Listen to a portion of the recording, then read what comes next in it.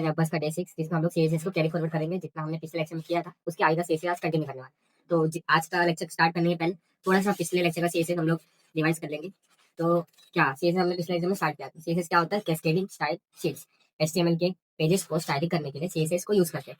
CSS में हम लोग कलर्स, फॉन्ट्स, स्पेसिंग, लेआउट्स ये सब ऐड कर सकते हैं। और सीएसएस का सिंटैक्स कैसे होता है? Selector, then property, colon, then value and then semicolon. अब ये कैसे होता है? अगर मेरे को समझो हेडिंग में सीएसएस लगाना है तो मैं एच1 के अंदर प्रॉपर्टी लिखूंगा, ये कलर, एंड देन उसका कलर मैं ब्लू कर दूंगा। तो वही यहाँ पे दिया हुआ है H1 colour red and text line centre, ये हम लोग देखने वाला है।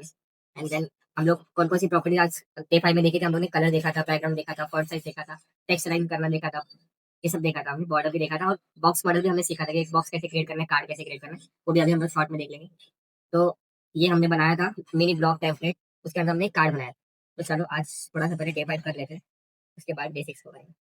तो डे 5 डे 5 ऑलरेडी बना हुआ है तो मैं दूसरे नाम से बना रहा हूँ डे 5। यहाँ पे आके मैं अगेन डॉट टाइप है, HTML है, HTML के अंदर हेड, हेड के अंदर टाइटल। तो हम बेसिक्स ऑफ CSS ये हमने डे 5 में किया था।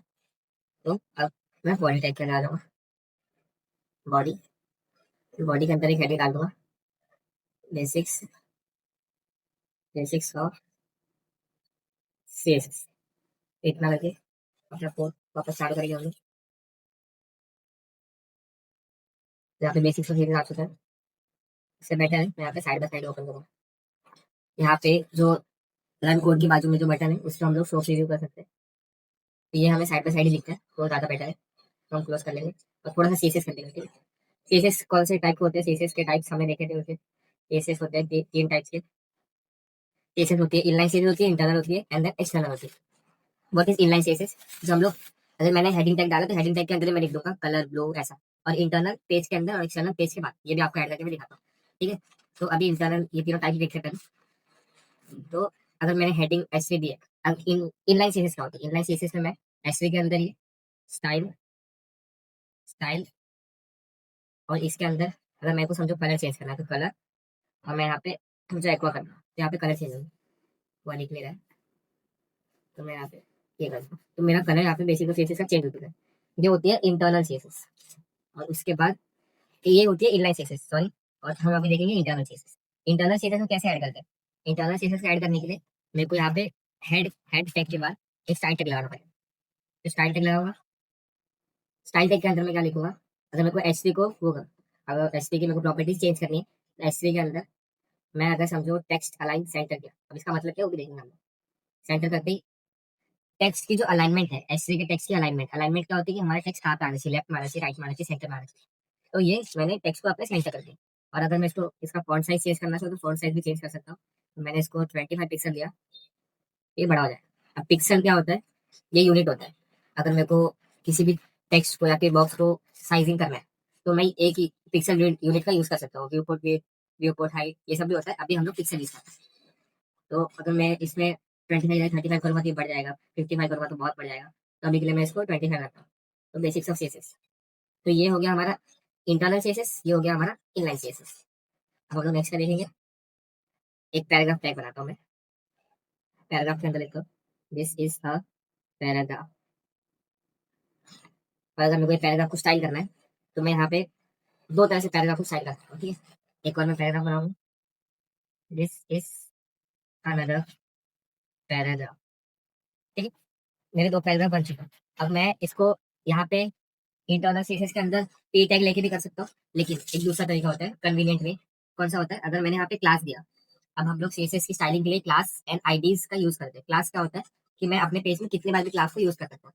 अगर मेरे को मेरे पेज में 10 तरह की पैराग्राफ है और 10 पैराग्राफ में मेरे को सेम तरह की स्टाइलिंग देनी है तो मैं क्लास का यूज करूँगा, क्योंकि क्लास में more than one times use कर सकता हूँ, आईडी में सिर्फ एक बार यूज कर सकता हूँ। तो क्लास दिया मैंने, क्लास में मैंने दिया पैरा, और यहाँ पे आके अगर मैंने डॉट, अब क्लास को मैं टारगेट कैसे करूँगा? मैं लिखूंगा डॉट पैरा। ठीक है, डॉट का मतलब होता है मैंने क्लास को इनिशियलाइज किया। अगर मैं हैश लिखूंगा तो आईडी होता है, वो भी दिखाएंगे। तो अभी डॉट पैरा में अगर मेरे को कलर चेंज करना है, कलर अगर समझो मैंने डाला है यहाँ पे ब्राउन, तो इसका कलर ब्राउन हो गया। और मेरे को इसका फॉन्ट साइज इंक्रीज करना है, तो फॉन्ट साइज अगर मैंने इसका 20 पिक्सल डाला तो देखो ये बड़ा हो चुका है। तो मैंने अपने एक ही पैराग्राफ को अभी टारगेट किया। अगर मेरे को ये वाले पैराग्राफ को करना है, अगर मैं इसको समझो आईडी दे दूँ, ID equals to main para. अगर मेरे वेबसाइट में कोई एक ही पैरा है जिसको मेरे को स्पेशलाइज स्टाइलिंग देनी है, तो उसके लिए मैं आईडी यूज करूंगा। आईडी में वापस यूज नहीं कर सकता, तो आईडी में मेरे को हैशटैग लगाना पड़ता है। तो अगर मैंने मेन पैरा लिखा, और अगर यहाँ पे इसका कलर मैंने येलो दे दिया, ठीक। और अगर मैंने इसकी फॉन्ट साइज बढ़ा दी, फॉन्ट साइज अगर मैंने इसकी 25 पिक्सल कर, तो देखिए इतना बड़ा होता है, ठीक है। अब इससे मैं और क्या कर सकता हूँ, फॉन्ट साइज हमने देखा, कलर देखा, अब हम लोग देखते हैं फॉन्ट फैमिली का होता है। Font family. अब फॉन्ट फैमिली हम लोग जब वर्ड यूज करते थे तब भी देखते थे फॉन्ट फैमिली। फॉन्ट फैमिली का मतलब होता है कि अगर मेरे को कोई भी टेक्स्ट के अंदर अलग अलग टेक्स्ट के स्टाइलिंग देनी है, अगर समझो फॉन्ट फैमिली मैंने यहाँ पे टाइम्स न्यू रोमन दिया, तो ये टाइम्स न्यू रोमन के फॉन्ट में आ चुका है। अगर टाइम्स न्यू रोमन लोड नहीं हो पाया, तो ये टाइम्स लेगा, वापस सेरिफ लेगा, अलग अलग चीजें ट्राई करेगा। अगर मैंने इसको ये वाले पैराग्राफ को दूसरी फॉन्ट फैमिली दी, ठीक है, फॉन्ट फैमिली अगर मैंने यहाँ पे तुमसे ये दिया, तो देखो यहाँ पे इसका फॉन्ट चेंज हो गया, ऐसा पैराग्राफ और अब ऐसा होगा। तो अगर मेरे को फॉन्ट चेंज करना है अपनी वेबसाइट पे, तो मैं कर सकता हूँ। मैं ऑनलाइन फॉन्ट्स भी ला सकता हूँ, गूगल फॉन्ट्स का यूज करके। तो हमने आईडी और क्लासेस को देखा कि आईडी से कैसे मैं अपने एलिमेंट को टारगेट कर सकता हूँ, एंड देन मैंने क्लास का भी देखा, क्लास से मैं अपने एलिमेंट को टारगेट कर सकता हूँ। अब मैं एक कंटेनर बनाता हूँ। ये हमने अब हम बॉक्स मॉडल देखेंगे कि बॉक्स कैसे बनता है। तो एक div के अंदर जो कि डिवीजन टैग होता है, कि कोई div टैग को हम लोग बेसिकली क्यों यूज करते हैं, क्योंकि वो एक ब्लॉक टैग होता है, वो डिस्प्ले को ब्लॉक कर देता है। वो एक लाइन में एक ही आ सकता है, एक लाइन में दो तीन div नहीं आ सकते। हम लोग ला सकते हैं सीएसएस की हेल्प से, लेकिन उसकी बेसिक प्रॉपर्टी ये होती है कि वो ब्लॉक होता है। तो div के अंदर अगर मैंने यहाँ पे इसमें हेडिंग दी कि समझो अगर मेरे को यहाँ पे जोमेटो के लिए एक बॉक्स बनाना है, तो मैं यहाँ पे हेडिंग दूंगा, यहाँ पे जोमेटो आ गया, ठीक है। अब ये बीच सेंटर में क्या है कि मैंने यहाँ पे एस में पहले से टेक्सचराइज सेंटर करके रखा है। अब मैं टीम के अंदर क्लास दूंगा, ठीक है। अब कंटेनर को स्टाइल करूंगा। कंटेनर को ऐसा स्टाइल करना है मेरे को कि एक बॉक्स बने कंटेनर के अंदर, ठीक है। तो कंटेनर को स्टाइल करने के लिए पहले तो मैं डॉट कंटेनर करके उसको रिफ्रेश करूंगा। अब कंटेनर के अंदर मैं एक बैकग्राउंड कलर देता हूँ, समझो बैकग्राउंड कलर ये कलर दिया मैंने। तो कंटेनर अभी हमारा इतना बड़ा है, अगर मैं कंटेनर के अंदर विड्थ अगर मैंने 200 पिक्सल दी,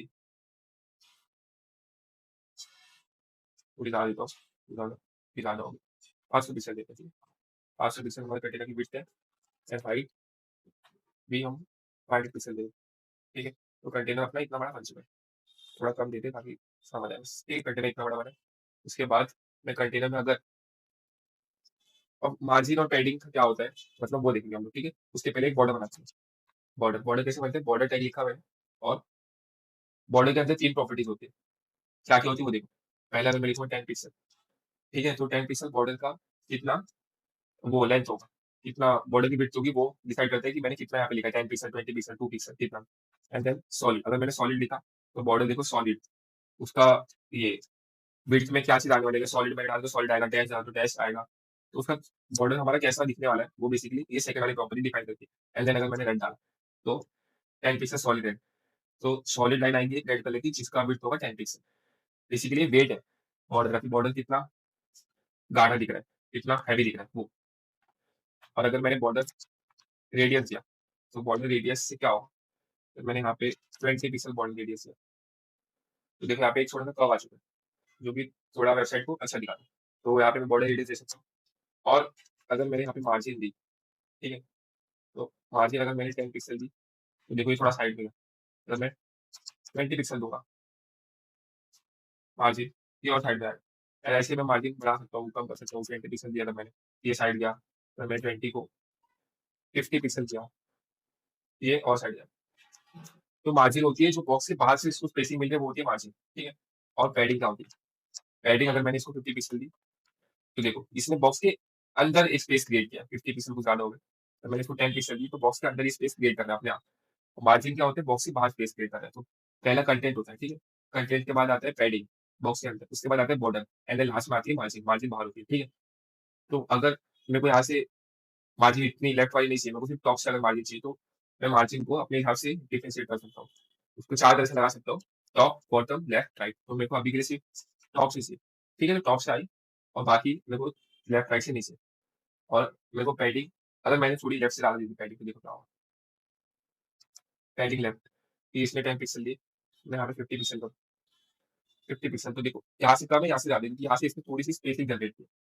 तो ये होता है बॉक्स। बॉक्स में कैसे हमारी चीजें दिखने वाली, ठीक है। तो अभी के लिए पैडिंग नहीं दूंगा इसको, अभी के लिए सिर्फ मार्जिन। और एक काम, मार्जिन ऑटो का ये चीज होती है, मार्जिन ऑटो, मार्जिन टॉप नहीं, सिर्फ मार्जिन ऑटो अगर मैंने किया तो क्या हुआ देखा आपने वापस। अगर मैंने मार्जिन ऑटो किया तो मेरा बॉक्स सेंटर में आ गया, तो उसने हर जगह से इक्वल मार्जिन ले लिया अपने हिसाब से, और वो एक सेंटर में अलाइन हो चुका है। इससे मेरा बॉक्स सेंटर में आ चुका है। और अब अगर मेरे को इसमें बॉक्स के अंदर अगर मैं थोड़ा कंटेंट लिख दूँ तो बेटर रहेगा। पैराग्राफ में अगर मैंने लिखा इस इज टोमेटो वर्ड, ठीक है। और उसके बाद अब यहाँ पे मैं डमी टेक्स्ट डालू, तो लॉरेन एक कीवर्ड होता है। लॉरेन के आगे मैंने कितना भी टेक्स्ट लिखा तो वो डमी, अगर मैंने लॉरेन 45 लिखा, ठीक है, ये इसने 45 वर्ड्स अपने आप जनरेट कर दिए। तो ये फायदा होता है लॉरेन को यूज करने का, ठीक है। अब मेरे को लगता है थोड़ी सी पैडिंग देनी पड़ेगी। पैडिंग 5 पिक्सल, तो अंदर से थोड़ा स्पेसिंग आना चाहिए, 10 पिक्सल दे,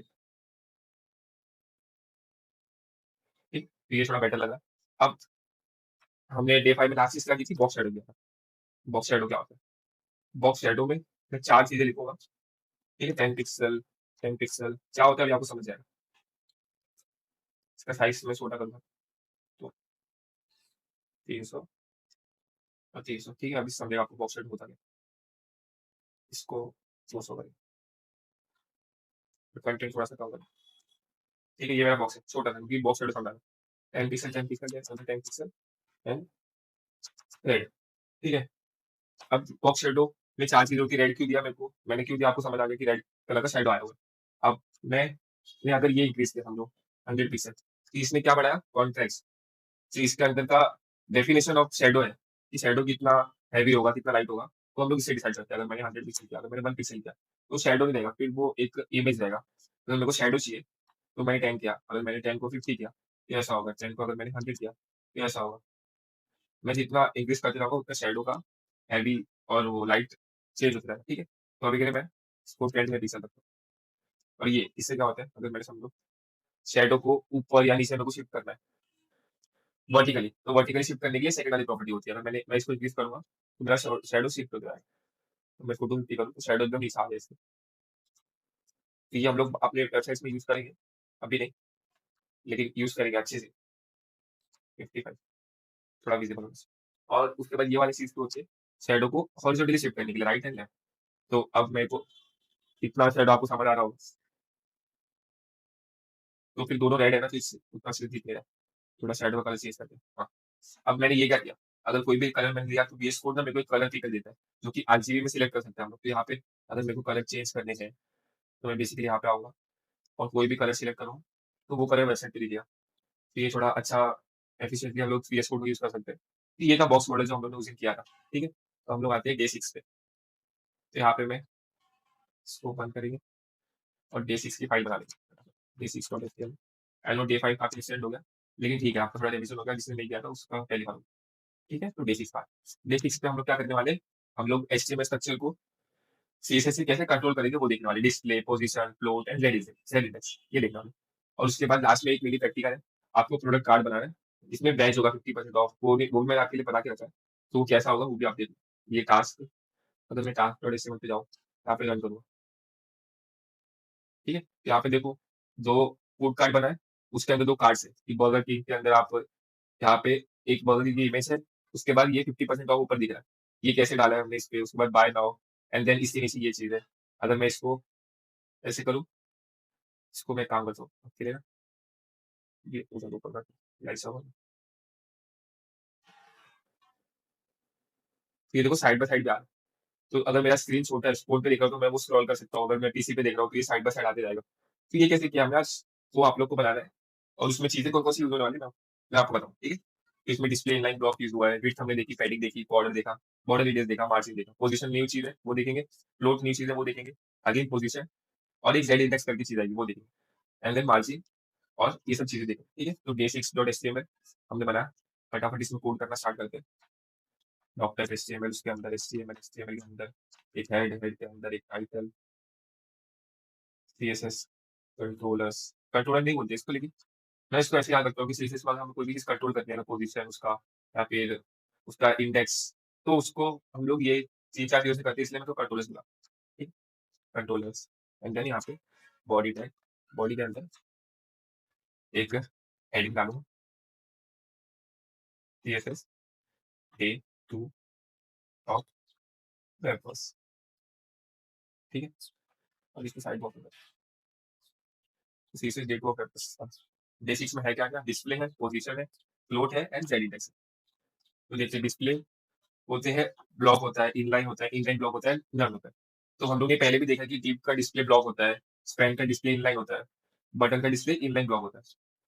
अब इसको इम्प्लीमेंट कैसे करना है वो दिखाता हूँ आप लोग को, क्योंकि हम लोग पहले देख चुके हैं, लेकिन वापस देखना है, ठीक है? तो डिस्प्ले ब्लॉक का मतलब क्या होता है? एक लाइन में एक ही चीज़ आने वाली है, उससे ज़्यादा चीज़ नहीं आ सकती। अगर मैंने एक डिप बना दिया और अगर वो छोटा-सा स्पेस भी ले रहा है, लेकिन वो पूरी लाइन को कवर करेगा, मतलब उसका मतलब भी देखेंगे उसको।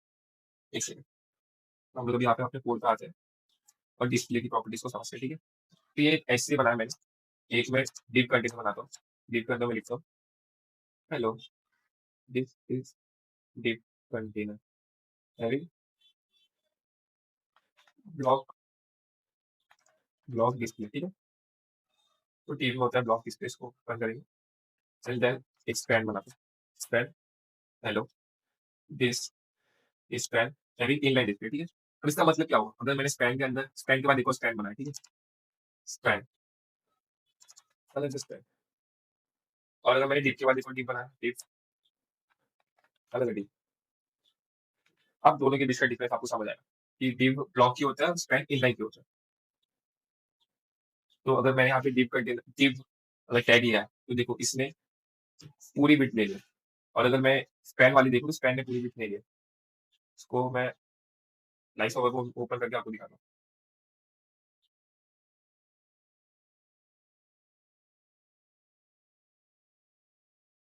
कंट्रोलर्स बंद करेंगे, वो ऑफ करेंगे, देन अगेन पोस्ट चालू करें। तो देखो थोड़ा बड़ा कर दो, और अगर अभी के लिए मैं इसको इंस्पेक्ट करके आपको सिर्फ दिखाता हूँ कि वो कितनी स्पेसिंग ले रहा है, ठीक है? तो अगर मैं यहाँ पे आऊँ, अगर मैं यहाँ पे डीप पे आऊँगा, तो देखो डीप ने पूरा लाइन कवर किया। ये छोटा वाला डीप ने पूरा लाइन कवर किया। ऐसा नहीं कि वो थोड़ा-सा जितने में वो है, जितने में उसका टेक्स्ट है, उसके बाद का भी पूरा लाइन वो कवर कर लेता है। तो ये होता है डीप टैग, इसका डिस्प्ले डिफ़ॉल्ट ही ब्लॉक होता है, ठीक है? और अब ये है स्पैन टैग। अब दोनों के बीच का डिफरेंस आपको समझाओ। स्पैन टैग क्या होता है? तो बड़ा ठीक है? ये है ये है अपना डिप टैग। डिप टैग ने फुल लाइन दे दी, लेकिन स्पैन ने जितना उसका कंटेंट है, सिर्फ उतना ही लिया, पूरा लाइन नहीं कवर किया। इससे हमारे हम स्पैन टैग को इनलाइन के लिए यूज़ करते हैं, ठीक है?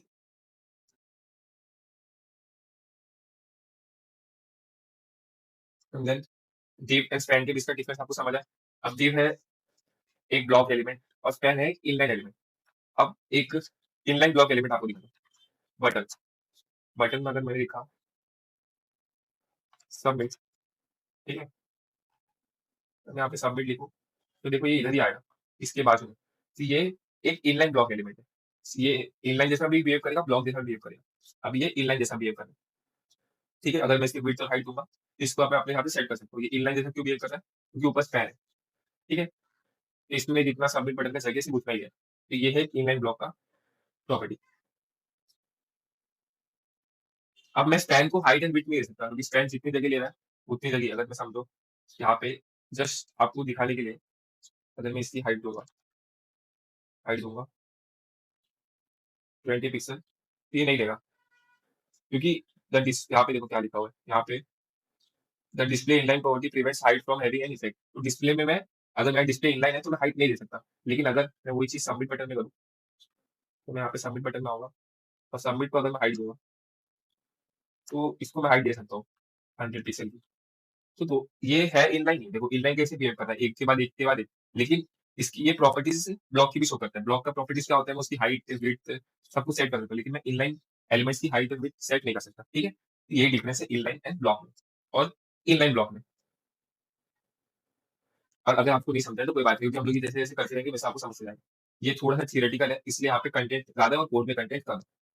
तो थियोरेटिकल चीज़ अगर आपको नहीं समझे, तो आप उसको उतना बर्डन जैसा मत लो कि मेरा बैकलॉग क्रिएट हो रहा है। It's just another theoretical thing, जो कि बाद में धीरे-धीरे विद टाइम समझ आ जाएगी। ठीक है? तो डिस्प्ले इनलाइन देखा हमने, ब्लॉक देखा, इनलाइन ब्लॉक देखा। एक होता है डिस्प्ले नन। अब ये हम लोग अभी नहीं देखेंगे। जावास्क्रिप्ट में बाद में ये होता है कि अब मैंने कोड में लिखा हुआ है, लेकिन वो चीज़ डिस्प्ले नहीं होगी और मैं अभी इसका डिस्प्ले नन रखूँगा और अगर किसी ने कोई इवेंट परफॉर्म किया है, तो मैं उसका डिस्प्ले चेंज कर दूँ, ठीक है? तो अगर मैंने कोई नैप बार बनाया या फिर कुछ भी बनाया, तो उसमें मेरे को डिस्प्ले की ज़रूरत पड़ती है। अगर मैंने समझो एक नैप बार के अंदर कुछ ऑप्शन डाले, सर्च ऑप्शन, लेकिन उसमें सर्च का वो जो बॉक्स है वो नहीं दिख रहा है, तो उसका डिस्प्ले पहले मैं नन रखूँगा और उसके बाद अगर मैंने उसको सर्च को क्लिक किया तो मेरे को ऑप्शन आएगी कि हाँ, अब आप यहाँ पे सर्च कर सकते हो, तो मैं उसका डिस्प्ले तब चेंज करूँ। तो ये अब अभी आपको नहीं समझेगा, जब जावास्क्रिप्ट हम लोग करेंगे तब आपको समझेगा, ठीक है? फिर डिस्प्ले की प्रॉपर्टीज़, ये पूरी थ्योरेटिकल चीज़ थी, तो अभी आपको नहीं समझा तो भी कोई बात नहीं, ठीक है? अब हम लोग पोज़ीशन देखते हैं। पोज़ीशन होती है 4 तरह की, स्टैटिक, रिलेटिव, एब्सोल्यूट, फिक्स्ड, ठीक है?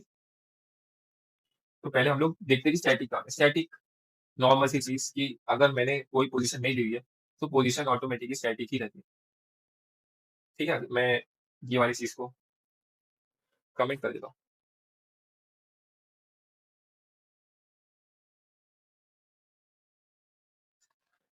ठीक है? तो अभी सीएसएस डे 2 वेब्स, ठीक है? अगर मैंने कोई अगर मैंने यहाँ पे ये एच3 भी लिया था, तो इसकी पोज़ीशन अभी स्टैटिक ही है, क्योंकि स्टैटिक एक डिफ़ॉल्ट पोज़ीशन है कि जहाँ पे लिखा हुआ है वहीं पे रहेगा वो। हम उसमें कुछ चेंजेस नहीं कर सकते। अब पोज़ीशन दूसरी क्या होती है? रिलेटिव। तो अब relative position and then absolute position होती है। तो अब अगर मैं समझो एक div डॉट कंटेनर बनाऊँ। अब मैंने ये क्या किया, div डॉट कंटेनर अगर मैं लिखूँगा, तो डॉट से मैं एक क्लास इनिशियलाइज़ कर सकता हूँ डायरेक्ट, और जो यहाँ पे क्लास आ ठीक है? तो अगर मैंने अब इसके अंदर कुछ लिखा, दिस इज़ div, ठीक है? और इसकी मैं थोड़ी-सी स्टाइलिंग कर दूँगा, अगर स्टाइल में आ गया, डॉट कंटेनर, डॉट कंटेनर के अंदर अगर मैं एक बैकग्राउंड कलर दे दिया, ये, एंड देन एक विड्थ दे दी, ये, मैंने एक हाइट दे दी, राइट? 200 पिक्सल, ठीक है? तो एक मेरा बेसिक सा कंटेनर बन चुका है। अब अगर मैं इसकी पोज़ीशन चेंज करूँगा, पोज़ीशन है इसकी पोज़ीशन मैं इसकी रखता हूँ अभी के लिए रिलेटिव। तो अभी इसमें कोई चेंजेस नहीं आए, लेकिन जैसे मेरे वेबसाइट में कंटेंट ऐड ऑन होते जाएँगे, उसमें चेंजेस आएँगे। कैसे आएँगे? तो मैंने इसके नीचे एक और समझो पैराग्राफ टाइप बनाया, ठीक है? और पैराग्राफ में मैंने लॉरेल 450 डाला है। ये कंटेंट आया और ये रिलेटिव है, तो ये जहाँ पे था, इसने अपनी जगह नहीं छोड़ी। अगर मैं इसको एब्सोल्यूट कर दूँगा, एब्सोल्यूट, तो उससे देखो क्या होगा, ये कंटेंट के ऊपर आ जाएगा। अभी इसको मैं आपको यहाँ पे दिखाता हूँ, इसने कैसे अपनी जगह कवर की। पोज़ीशन का पूरा खेल ही वो है कि वो अपनी जगह कैसे कवर करता है।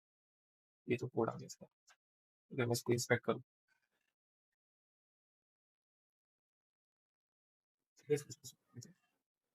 तो अब मैं अगर देखूँगा, तो इसमें ये है एक div कंटेनर, इसकी डिस्प्ले ब्लॉक है, तो हम लोग देखते थे पहले कि ये पूरी पूरी जगह लेता था, लेकिन अभी इसने सिर्फ़ अपनी जगह ली है, एब्सोल्यूट। अगर मैं इसके कंटेनर में से पोज़ीशन एब्सोल्यूट हटा दूँ, तो ये नीचे आएगा, ठीक है? और अगर मैंने पोज़ीशन एब्सोल्यूट की जगह पे रिलेटिव लिखी, तो भी ये जितनी इसकी जगह बनती है उतनी ले रहा है, लेकिन अपने आगे किसी को आने नहीं देगा। अगर मैंने पोज़ीशन रिलेटिव ही हटा दी, तो ये वापस वही चीज़ कर रहा है, ठीक है? मैंने इसको इतनी विड्थ और हाइट दी है, उतनी हाइट ही ले रहा है, लेकिन अपने आगे किसी को नहीं आने दे रहा है। तो रिलेटिव का मतलब होता है कि वो जैसे बिहेव करता है वैसे बिहेव करेगा विदाउट किसी को डिस्टर्ब किए। लेकिन अगर मैंने यहाँ पे एब्सोल्यूट किया, एब्सोल्यूट, एब्सोल्यूट अगर मैंने किया, तो ये एक फिक्स्ड पोज़ीशन लेके बैठ चुका है, लेकिन ये मेरे पेज के ऊपर नहीं है पोज़ीशन, ये बस इस div की पोज़ीशन है। मेरे पेज के कंटेंट के ऊपर ये आ जाएगा। तो अभी आपको ये अच्छा नहीं लग रहा है, लेकिन आप समझो अगर कोई नैप बार है, अगर मैंने इसकी पोज़ीशन एब्सोल्यूट डाल के अगर मैंने इसकी पोज़ीशन स्टिकी कर दी, ठीक है? पोज़ीशन स्टिकी या इसकी पोज़ीशन मैंने फिक्स कर दी थी। तो अब जैसे जो नेविगेशन बार होते हैं, अगर मैं वेबसाइट स्क्रॉल कर रहा हूँ, तो भी मेरा कंटेंट यहाँ पे ही रहना चाहिए। तो वो काम करता है मेरा फिक्स्ड पोज़ीशन। तो मैंने देखी रिलेटिव, जो बाकी एलिमेंट्स को डिस्टर्ब नहीं करता है। एब्सोल्यूट, जो अपने कंटेंट के ऊपर ये मैं अपना बॉक्स ऐड कर सकता हूँ। और ये मैं कैसे देख सकता हूँ? अभी हमने ये बनाया था देखो, ये हमने जो बनाया है, तो छोटा करिए। तो ये कैसे? ये एक इमेज है, ये मेरे को पता है और एक ये डिव कंटेनर। ये 50% जो ऑफ है ना, ये एक एब्सोल्यूट पोज़ीशन है। मैंने इसके ऊपर रखी है। ये फिक्स नहीं है, लेकिन ये कोई जगह नहीं ले रही है। ये इसकी अपनी जगह, रुक जाओ मैं आपको इसकी सेटिंग्स तक करके दिखाऊँ। इंस्पेक्ट में क्यों कर रहा हूँ? तो ब्राउज़र पे ना हम चेक कर सकते हैं कि हमने कोड कौन-सा लिखा है और कौन-सी चीज़ कितनी जगह ले रही है। ठीक है? तो देखो ये इमेज इतनी जगह ले रही है और ये उसके ऊपर ये डिस्प्ले है।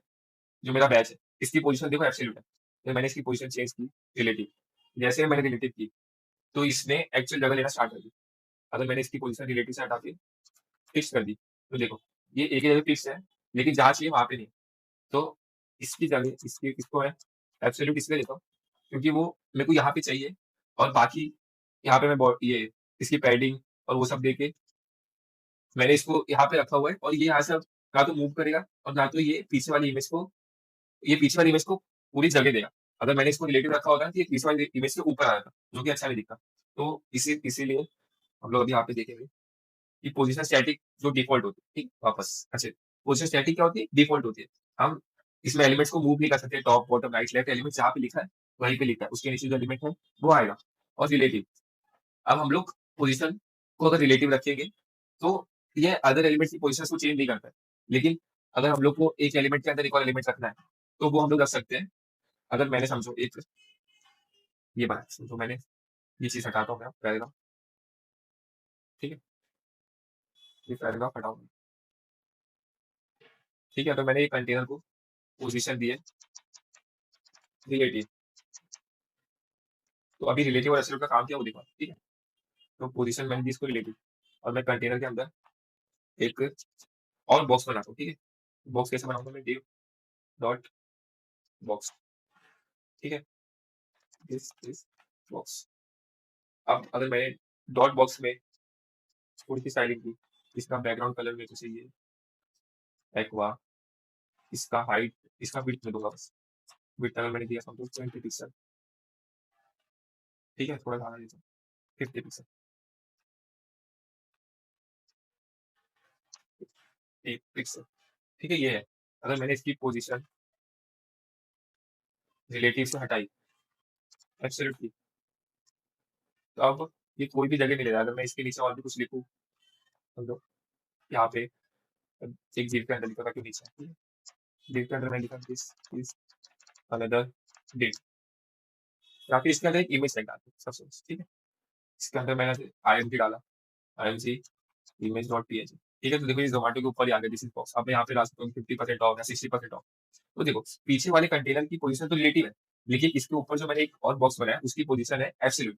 तो कंटेनर जितना उसका हाइट एंड विड्थ बनता है उतना ही लेता है, एब्सोल्यूट भी उतना ही लेता है, लेकिन ये कंटेनर के ऊपर आता है। अगर मैंने इसकी जगह इसको रिलेटिव किया, तो मैंने इसको रिलेटिव किया, तो देखो ये अपनी एक जगह जितनी बनती है उतनी ले लेता है, लेकिन एब्सोल्यूट में अपनी जगह नहीं लेता। ये जो कंटेंट है पीछे उसके ऊपर नहीं आ सकता है। तो ये फायदा होता है एब्सोल्यूट, ठीक है? एब्सोल्यूट का फायदा।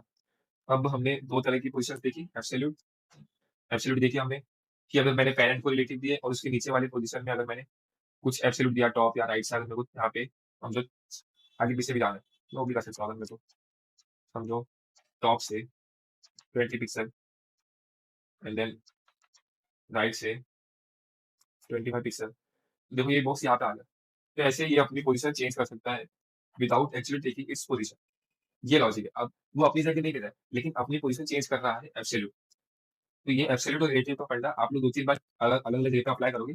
इसके लिए टास्क में मैंने बहुत अच्छी चीज़ दी हुई है आपको। जब आप टास्क पे जाओगे ना, तो आपको ये लगाने के लिए अच्छे से समझना पड़ेगा। देखो ये इसके ऊपर एब्सोल्यूट है, इसका पोज़ीशन रिलेटिव। तो ये बनाते-बनाते आप अच्छे से समझ जाओगे कि क्या चीज़ हो रही है एक्चुअली उसमें, रिलेटिव एंड एब्सोल्यूट का फंडा, ठीक है? एंड देन अगर मैं आपके डे 6 में देखूँ, तो बचा क्या है? Fixed and sticky. स्टिकी क्यों यूज़ करते हैं? जैसे एकदम सिंपल सी चीज़, स्टिकी का बेस्ट एग्ज़ाम्पल है रैपर। रैपर हमें हमेशा स्टिकी चाहिए होता है। डे 6 पे आते हैं, तो डिस्प्ले की प्रॉपर्टीज़ हमने की है, एंड देन एक ज़ेड इंडेक्स बचा, Z index and then float. तो ज़ेड इंडेक्स क्या होता है? जो बॉक्स है उसमें मैं ज़ेड इंडेक्स लगा के दिखा रहा हूँ आपको। हमारा जो कंटेनर है, इसको यहाँ पे ओपन करता हूँ, साइड में क्लोज़ करेंगे। जो बॉक्स है, हाँ, बॉक्स में अगर मैंने ज़ेड इंडेक्स लगाया, ठीक है? ठीक है? तो अगर मैंने ये वाले बॉक्स में ज़ेड इंडेक्स लगाया,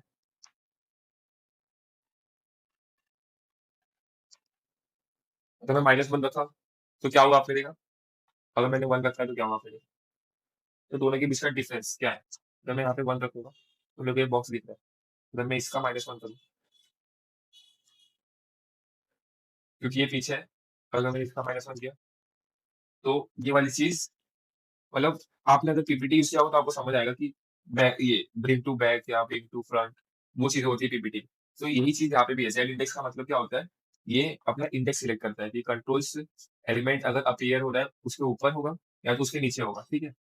तो अगर ज़ेड इंडेक्स बड़ा है तो वो ऊपर जाएगा और अगर ज़ेड इंडेक्स छोटा है माइनस में तो वो नीचे आएगा, ठीक है? तो ये होता है ज़ेड इंडेक्स का मतलब। तो मैं इसकी ज़ेड इंडेक्स नॉर्मल 10 रखता हूँ, इस चीज़ मान ये इसके यहाँ पे ऊपर रहेगा, ठीक है? तो ज़ेड इंडेक्स हम लोग बहुत ज़्यादा यूज़ करेंगे नहीं। एंड देन ये है फ्लोट। ये आप बहुत कम यूज़ करते हैं लोग, इसके जगह पे यूज़ होता है फ्लेक्स बॉक्स। लेकिन तब भी हम एक बार फ्लोट आपको दिखा देता हूँ मैं आपको फ्लोट कैसे यूज़ होता है, ठीक है? अगर मैंने अपने कंटेनर के अंदर यही इमेज एक और बार लगाई, ये इमेज देखो 2 बार आ चुकी है। अब मैं कंटेनर की हाइट एंड विड्थ हटा दूँगा। अभी के लिए मैंने हटाई है और अब क्यों समझना है हम लोग को फ्लोट, अगर मैंने फ्लोट किया लेफ्ट और फ्लोट राइट, अब दोनों से हुआ क्या? दिखाते हैं। तो इसको हम लोग इसको यहाँ पे बंद करेंगे और यहाँ पे बोलेंगे लाइव सर्वर। तो बहुत ज़रूरी होता है जब हम लाइव सर्वर यूज़ करते हैं, वरना हम साइड बाय साइड देख सकते हैं। तो फ्लोट अभी मैंने राइट किया हुआ है, तो इसलिए ये एलिमेंट्स एक तरफ गए। मैंने इसकी हाइट हटा दी है, विड्थ हटा दी है, लेकिन तब भी एलिमेंट्स मूव कर रहे हैं। क्यों कर रहे हैं? क्योंकि मैंने फ्लोट दिया हुआ है। अब div के अंदर अगर मैंने यहाँ पे फ्लोट लेफ्ट दिया, तो ये यहाँ पे आ जाएगा और अगर मैंने बोल दिया तो ये पूरी जगह लेगा, ठीक है? तो अभी के लिए अगर मैं यहाँ पे इसको फ्लोट लेफ्ट किया, तो ये इतनी जगह लेगा। लेफ्ट में जितनी जगह इससे बनती है, उतनी लेगा। तो आज हमने देखा क्या-क्या? जैसे हमने देखा डिस्प्ले देखा, पोज़ीशन, हमने देखा स्टैटिक स्टैटिक डिस्प्ले पहले देखे। डिस्प्ले में हमने क्या देखा? ब्लॉक देखा, इनलाइन देखा, इनलाइन ब्लॉक देखा, इनलाइन देखा।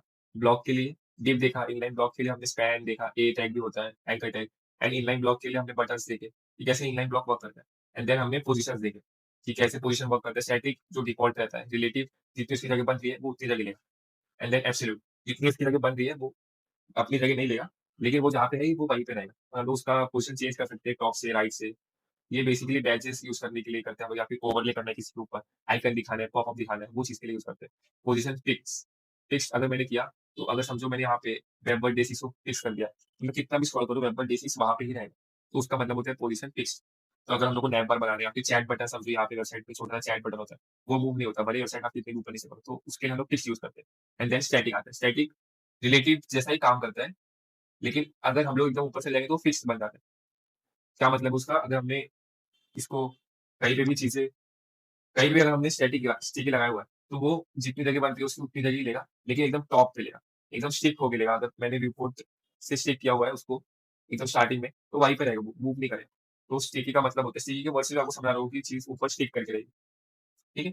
It becomes fixed when it reaches the top. और रूल क्या है? रूल और एब्सोल्यूट के लिए हमें पहले पैरेंट में रिलेटिव डालना पड़ता है। जैसे हमने एक कंटेनर बनाया, उसके अंदर एक बॉक्स बनाया, तो जो कंटेनर है उसमें रिलेटिव होना चाहिए, उसके बाद में एब्सोल्यूट यूज़ कर सकते हैं। ये कंटेनर अपनी जगह लेगा, उसके बाद तो एब्सोल्यूट उसमें कहीं भी प्लेस हो सकता है, ठीक है? और ज़ेड इंडेक्स लेयर कंट्रोल करता है। अभी हम जब 3-4 लेयर बनाएँगे, उसमें आपको समझ आएगा कि ज़ेड इंडेक्स का क्या मतलब आ रहा है। अभी हमने बस -1 और पॉजिटिव करके देखा। -1 क्या? तो वो पीछे से जा रहा है और पॉजिटिव है, वो पीछे नहीं जा रहा है, ठीक है? और फ्लोट, लेफ्ट राइट ये हम लोग नैप बार नहीं यूज़ करते हैं, लेकिन अब हम लोग फ्लेक्स बॉक्स यूज़ करेंगे। तो फ्लोट जस्ट आपको पता हो इसलिए मैंने बताया, ठीक है? तो आज का आपने नाम क्या है? आपको एक प्रोडक्ट कार्ड बनाना है। आज से कॉन्सेप्ट यूज़ करके 50% ऑफ वाला बैच यूज़ करना है, एब्सोल्यूट से आपको बता दिया कैसे करना है। एक इमेज लगानी है पीछे, जैसे ज़ोमैटो वाली हमने लगाई थी वो वाली, एंड देन 2 बटन लगाने हैं और वो बटन इनलाइन ब्लॉक होने चाहिए, वो ऑटोमैटिकली इनलाइन ब्लॉक होते हैं, आप बस लगाओ। Then try to use float. तो फ्लोट मैंने कहाँ यूज़ किया है वेबसाइट में, वो आपको दिखाता हूँ। फ्लोट मैंने यहाँ यूज़ किया, ये दोनों को साइड बाय साइड लाने के लिए। अगर div में मैंने फ्लोट यूज़ नहीं करूँगा, तो वो एक के नीचे एक आएगा, तो मैंने फ्लोट यूज़ किया है, उसको साइड बाय साइड लाने के लिए। एंड देन पैडिंग और मार्जिन यूज़ करो, बॉर्डर रेडियस यूज़ करो, एक बैकग्राउंड दो और जेड इंडेक्स यूज़ करो, ताकि बैच हमेशा इमेज के ऊपर ही रहे, ठीक है? तो एक बार आप कोड देख लो ये वाला, जो हमने किया है फॉर द टास्क। ठीक है।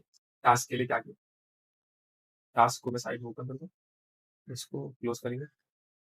टास्क हमारा ये है, ठीक है।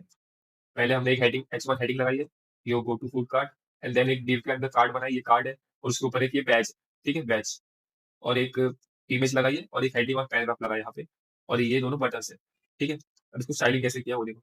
जो कार्ड है पीछे वाला, उसको बीच से दिया 300, एंड पैडिंग दी है, और बॉर्डर दिया है, और बॉर्डर रेडियस दिया है, ये देखो जो कर्व है वो, एंड देन मार्जिन दी है, और पोजीशन उसकी रिलेटिव दी है, क्योंकि हमें इस पे एक पैच चाहिए।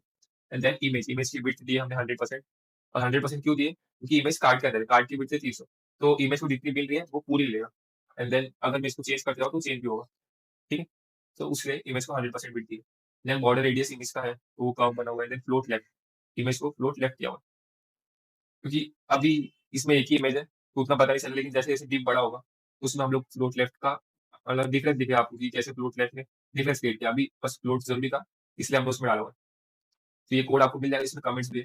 एंड देन बैच के लिए position absolute top, and then right, and then background red दिया हुआ है उसका, उसमें जो टेक्स्ट है उसका कलर व्हाइट दिया हुआ है, और उसको भी बॉर्डर रेडियस दिया हुआ है, और जेड इंडेक्स दिया हुआ है, पॉजिटिव दिया है। क्यों, अगर मैं जेड इंडेक्स हटाऊंगा तो भी ऊपर ही रहेगा, लेकिन अभी मैंने जेड इंडेक्स हटा दिया समझो, वो भी ऊपर ही है, लेकिन जस्ट बिकॉज जेड इंडेक्स मुझे यूज करना है, तो मैंने इसमें जेड इंडेक्स को डाला हुआ है। अगर मैं इसको -1 करूंगा तो ये हट भी जाएगा पूरी साइड से। एक और लेफ्ट, सॉरी,